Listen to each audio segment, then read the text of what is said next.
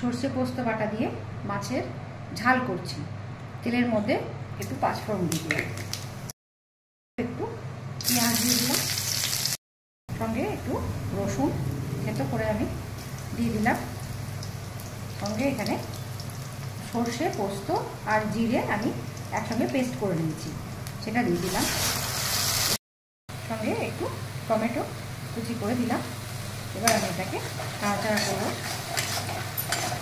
এর মধ্যে আমি একটু কাশ্মীরি লঙ্কা গুঁড়ো কালারের জন্য দিয়ে দিলাম। এবার এই মশলা বাটার জলটা দিলাম। এরপর কসুরি মেথি দিয়ে দিলাম, সঙ্গে অল্প একটু কাঁচা পেঁয়াজ আর কাঁচা লঙ্কা দিলাম। এখানে আমি পরিমাণ মতো লবণ দিয়ে দিলাম। এরপর মাছগুলো ভেজে রেখেছি এগুলো আমি দিয়ে দিলাম। গ্যাসটা কমিয়ে এটা কিছুক্ষণ রান্না হবে।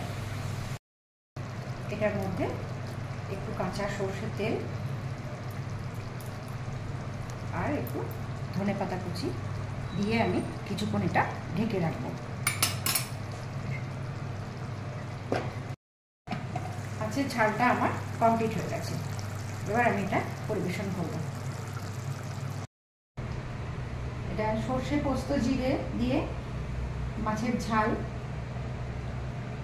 Traditional Bengali dish.